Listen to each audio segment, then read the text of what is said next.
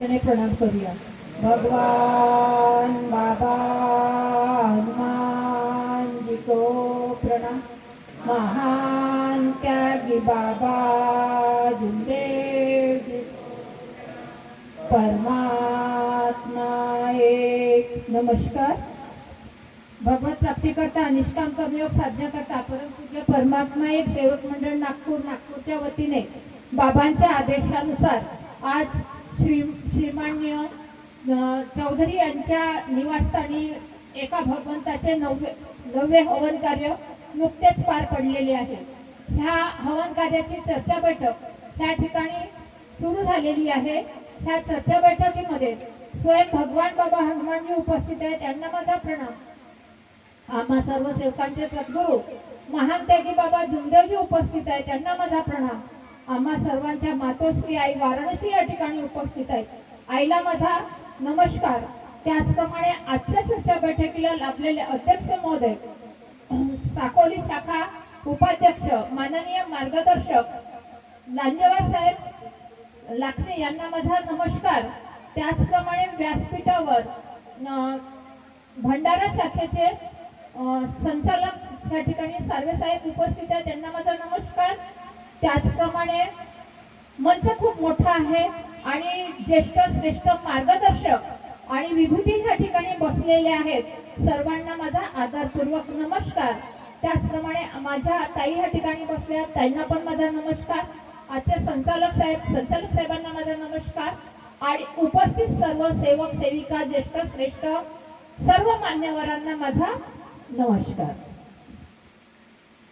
तर बघा, परमेश्वरी कृपेचे गुण आपण ह्या ठिकाणी ऐकले.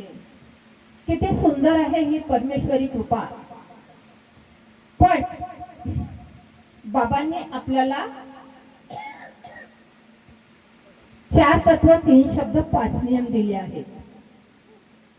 तर 4 तत्व 3 शब्द 5 नियम जशा आपल्या प्रमुख दिशा ज्या असतात. प्रमुख दिशा किती आहेत आपल्या? किती आहेत? 4. त्याच्यातली बाबांनी एक पूर्व दिशा आपल्याला प्रकाशाची दिशा म्हणून दिलेली आहे. मग आपल्या मार्गातील बाबांनी आपल्याला 4 दिशा सांगितलेल्या आहेत. कोणत्या आहेत लक्षात येईल का? तत्व, शब्द, नियम. आता तुम्हाला तत्वही दिले, शब्दही दिले, नियमही दिले. पण तुम्हाला चौथी दिशा आतापर्यंत मी सांगितली नाही. चौथी दिशा आहे भगवंत. आणि ती चौथी दिशा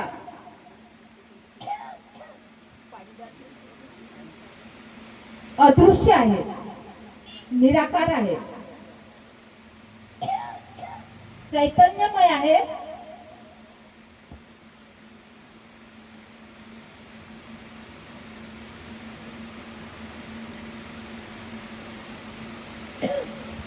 आणि ही परमेश्वरी कृपा बाबांनी आपल्याला अनुभवातून दाखवली, गुणातून दाखवली. बाबांनी विश्व एवढा एकच डोळा पाहिला आणि त्यामध्ये परमेश्वर, बाबांनी विश्व एवढ्या डोळ्यामध्ये परमेश्वर पाहिला.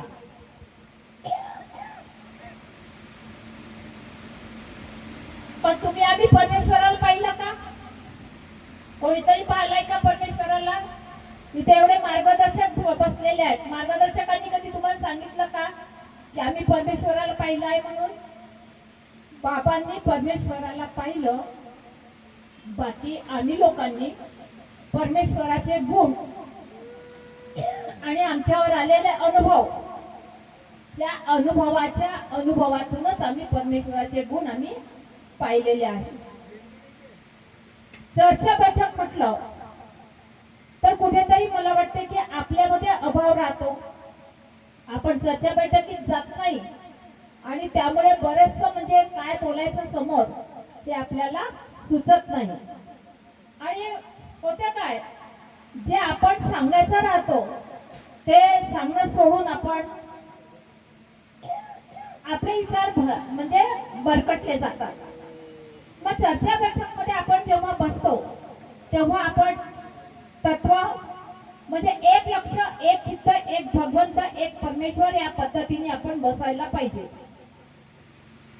आणि ही एकाग्रता आपल्याला कोणी दिली आहे, कोणी सांगितली आहे आपल्याला? महान त्यागी बाबा जुमदेवजींनी सांगितलेली आहे की जोपर्यंत तुम्ही आपलं एक लक्ष, एक चित्त, एक भगवंत परमेश्वराकडे आकृष्ट करणार नाही तोपर्यंत परमेश्वराचे गुण तुम्हाला दिसणार नाही.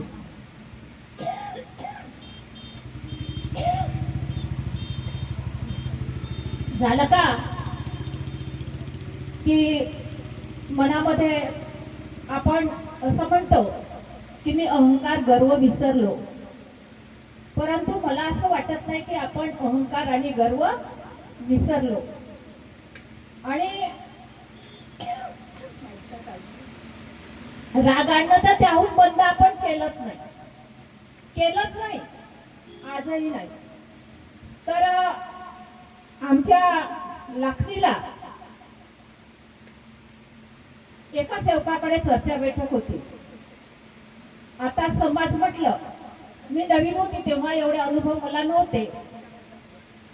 1996-97 ची गोष्ट आहे, 97-98 ची. आम्ही 96 मध्ये मार्गात आला, पण पाहिजे तेवढे अनुभव मला नव्हते. आणि शेवटपर्यंत मला म्हणजे पूर्णतः मी पूर्ण पक्की होईल हे मी सांगू शकत नाही, कारण आपण मानव आहोत. त्या ठिकाणी 9 हवन झाले. आम्ही म्हणतो का पक्का सेवक झाला, पण पक्के कोणीच होत नाही. शिकण्याचाच मार्ग आहे, आपल्याला शिकायचंच आहे. तर त्या सेवकाबरोबर म्हणजे माझं पटत नव्हतं म्हणजे बोलणं चाललं नव्हतं. त्यांच्याकडे होती चर्चा बैठक. मी विचार केला त्यांच्याकडे आपण जायचं नाही. सर्व चर्चा बैठकीला मी जात होती, पण त्यांच्याकडे विचार केला, 2 घरावर त्यांचं घर होतं, पण यांच्याकडे आपण जायचं नाही. आणि शनिवारची चर्चा बैठक, शुक्रवारी मला स्वप्नामध्ये एवढं जड माझं अंगपाय झालं की मी वरून अशी खाली, खालून अशी वर, म्हणजे अशी गेल्यासारखी एकदम म्हणजे पलंगावरून अशी व्हायला लागली. आणि माझा आवाज म्हणजे इतका असं मला वाटायला लागलं की म्हणजे कुणीतरी मला असं बोलतं करत आहे स्वप्नामध्ये. आणि झालं का, मला सवय आहे असं कधी काही झालं तर बाबा हनुमानजी म्हणून आपल्या मनात म्हणण्याची. तर मला पटकन असं वाटलं की आपलं काहीतरी चुकलं. आणि चुकलं म्हटल्यानंतर मला एक असा स्वप्न दिसला त्याच अवस्थेत की एक खूप धष्टपुष्ट वानर त्या ह्याच्या पारंब्या राहतात वड्याच्या झाडाला, आणि त्या वडाच्या झाडाच्या पारंब्याला खूप धोका घेत आहे आणि समोर एक पडकी भिंत आहे. तर मी त्यांना म्हणत आहे की बा तुम्ही त्या पडक्या भिंतीवरती बसल्या ना तर तुम्ही पडून जाल, तुम्ही बसू नका. पण ते वानर धोका घ्यायचे, त्या भिंतीवर जाऊन बसायचे. मी सतत त्यांना म्हणायचे की तुम्ही बसू नका. शेवटी त्यांनी खूप मोठा त्यांच्या शेपटीचा असा गुंडाळा झाला आणि मला म्हणतात तुला काय न्यायचं आहे तर तू घेऊन जा. मला झटकन म्हणजे जाग आला. मार्ग अनुभवाचा आहे, बरेच अनुभव आपल्याला येतात, पण आपण त्या अनुभवाचा विचार करत नाही. दुसऱ्या दिवशी मी मनात परमेश्वराला तेव्हाच हात जोडले की परमेश्वरा माझी खूप महान चूक आहे. कशी चूक आहे? तो सेवक माझ्याशी बोलत नव्हता, मी नाही जायला पाहिजे होतं, बरोबर आहे ना? त्याचा माझा काही संबंध होता का? नाही ना. नाही गेलं तर काही होते का, काही बिघडते का? नाही जायचं. कोणी आपल्याशी नाही बोललं त्याच्या घरी बिलकुल नाही जायचं. बाबांनी आपल्याला एकटा शिकवलीच नाहीये. पहिल्या दिवशी काय शिकला आपण? ज्या दिवशी आपण मार्गात आला त्या दिवशी मार्गदर्शकांना आपल्याला कशासाठी बोलवलं, म्हणजे एकट्याला बोलवलं का कुटुंबाची एकता करून बोलवलं? कुटुंबाची एकता करून बोलवलं. मग आता आपण म्हणतो की नाही तो सेवक बोलत नाही तर नाही जावाचा, तुम्ही मंडळ होता किंवा नाही जावाचा म्हणून. मी म्हणते काय जावाचा, मग आमची एकता राहिली का? आमची एकता राहिली का? नाही राहिली. माझं चुकलं होतं. ती बैठक त्याची नव्हती. ही बैठक ह्या घरवाल्या म्हणजे सेवकाची नाही आहे. ही भगवंताची चर्चा बैठक आहे. आणि ह्या चर्चा बैठकीतून आपल्याला काही ना काहीतरी घेऊन जावं लागते आणि काहीतरी आपल्या जवळचं देऊन पण जावं लागते. पण आपला अहंकार, आपला गर्व आपण कधी सोडला का? नाही सोडू शकत. एकदाचा गर्व सोडू शकतो आपण, अहंकार पण सोडू शकतो, पण राग आणला तर आम्ही कधी सोडणार नाही. कारण तो जन्मसिद्ध माझ्या बापाचा अधिकार आहे. तो आम्ही आमच्या घरूनच घेऊन आला लहानपणापासून. तो आमच्याच्यानं नाही जाणार. आणि ह्या रागापायी आम्ही अनेक आपल्या अंगावरती दुःख कोसळून घेतो. चला आता एक प्रश्न मला ह्या ठिकाणी सांगावासा वाटला भूतबाधेचा. तर आता नुकताच मी त्या भूतबाधेचा तो प्रकरण ऐकला, तर मलाही असं वाटलं की चला आपण काही भूतबाधेवर थोडसा बोलून घेऊया. नाहीतर मलाही भूताची काही म्हणजे भीती नाही वाटत. कारण मला हे माहित आहे की आमच्या दारात कधी भूत येतच नाही. आम्ही किती अर्ध्या रात्री जाऊन तरी भूत आम्हाला दिसत नाही. तर आमच्या धांद्याला प्रशांत झलके म्हणून सेवक आहेत. तर प्रशांत झलके, आता मला तिथे असं ऐकायला भेटलं की बा त्यागाच्या कार्यात पोरी पाहण्यात आल्या म्हणून. आता प्रत्येक मार्गदर्शकाची शिकवण वेगवेगळी आहे दादा. शिकवण वेगवेगळी आहे. मार्गदर्शकांशी शिबिर होतात. मार्गदर्शक शिबिराला जात नाही आणि त्यामुळे ते एकरूपता सेवकामध्ये आणू शकत नाही. आणि मला काही बोलण्याचा मार्गदर्शकांना अधिकार नाही आहे. पण मी एक सेविका असल्यामुळे मला पण कधी कधी असं वाटते की बाबांनी जी एकरूपता आणली ती एकरूपता सर्वांकडे सारखी असायला पाहिजे. आणि म्हणून मार्गदर्शकांना मी कळकळीने हात जोडून विनंती करते की बाबा जेव्हा तुमचं शिबिर होते ना तेव्हा खरोखरच तुम्ही त्या शिबिराला उपस्थित राहत जा. त्या शिबिराला उपस्थित राहत जा. म्हणजे जेणेकरून त्या ठिकाणी जे तुमची नियमावली निघते ती सर्व सेवकांना सारखी नियमावली निघेल. आणि आपण सर्व कोणी जसे बाबांनी आपल्याला एक नियमावली दिलेली आहे, 10 की 20 रुपयाची काहीतरी भेटते. त्या नियमावलीमध्ये जे नियम निघते त्याचे प्रत्येक मार्गदर्शक आपल्याला ती नियमावली सांगू शकतील. तर हा झाला एक प्रश्न, म्हणजे थोडासा मला वेगळेपणा दिसला म्हणून मी सांगितलं आणि मार्गदर्शकांना विनंती केली. आता दुसरा शब्द म्हणजे असा आहे की हे प्रशांत झलके जे आहेत तर यांच्या घरी भूतबाधेचा प्रकार होता. त्यांच्या बहिणीची तब्येत खराब राहत होती आणि त्यांच्या बहिणीची तब्येत खराब राहत होती तर ते मार्गात गेले. मी ह्या गोष्टीचा उहापोहा करणार नाही, पण ज्याला अनुभव सांगताना जे कोणी म्हणजे कसे चुकले तर त्यांनी ह्या अनुभवाला पाठीशी घेऊन आपला अनुभव दुसरीकडे सादर करावा.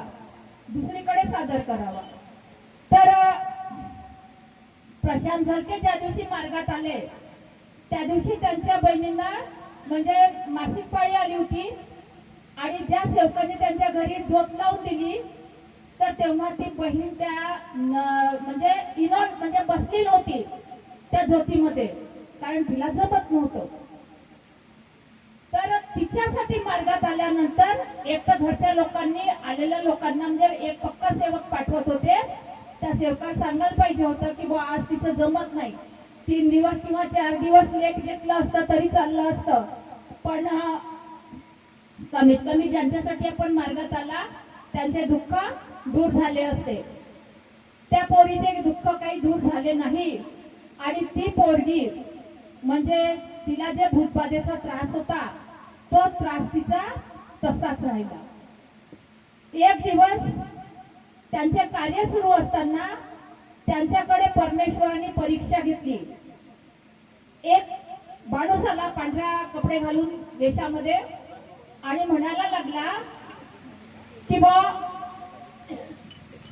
मी तुमच्या मुलीला दुरुस्त करून देतो.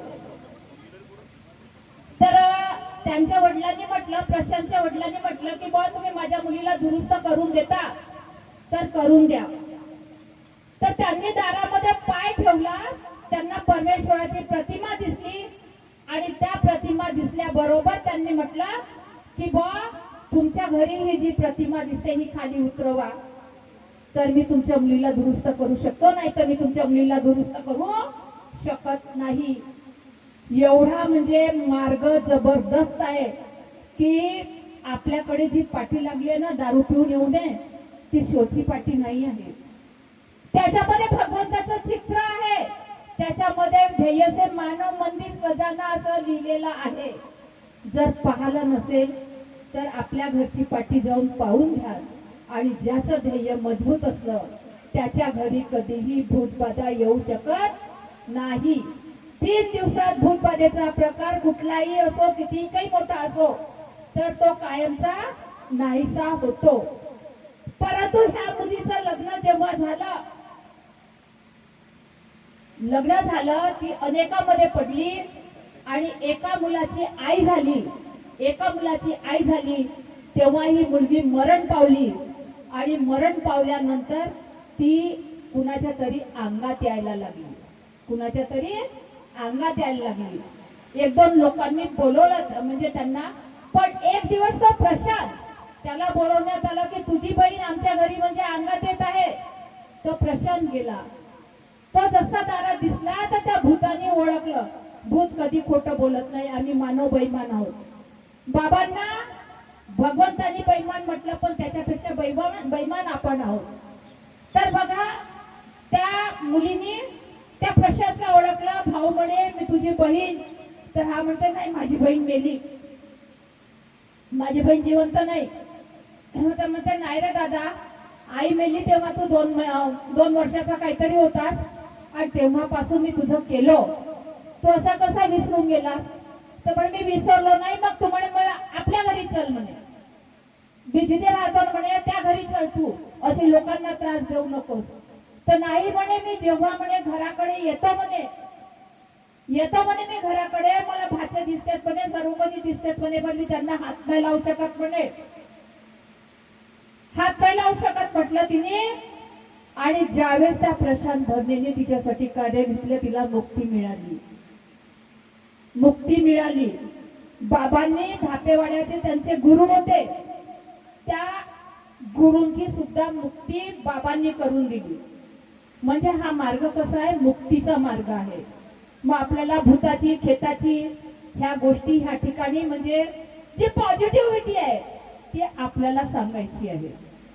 नकारात्मकता आम्हाला सांगायची नाही आणि नकारात्मकता आमच्या मनात ठेवायची नाही आहे. जेव्हा आम्ही आमचे सकारात्मक जेव्हा विचार आमचे राहतील, तेव्हा खरोखरच परमेश्वरी चैतन्याचे गुण हे आपल्या जवळ राहतील आणि प्रत्येकाजवळ परमेश्वरी कृपेचे गुण आहेत. प्रत्येकाला अनुभव येतो, प्रत्येकाला अनुभव राहतो.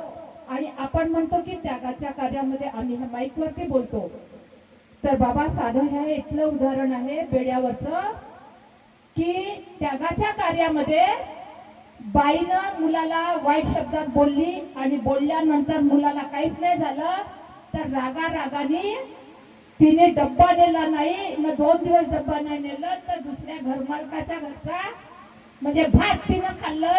प्रत्येकाला अनुभव आहे आणि त्यागाच्या कार्याच्या दिवशी त्यांची परमेश्वराची फोटो जळाली. ज्यांनी जर पूर्ण मार्गदर्शन ऐकलं नसेल, हँड राईट मोबाईल आता सर्वांकडेच आहे, तर युट्यूबवर सर्च मारून घ्या, तुम्हाला हा अनुभव भेटेल. अनुभव एवढे चांगले आहेत, आपल्याला सर्वच काही व्यवस्थित म्हणजे भेटत आहे.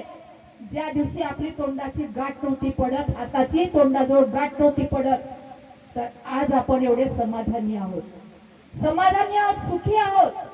परंतु तेवढेच आम्ही अहंकारी आणि गर्वानी झालेले आहोत. तर हा आपल्यातला अहंकार, हा आपल्यातला गर्व आपल्याला ह्या ठिकाणीच विसरून जायचा आहे.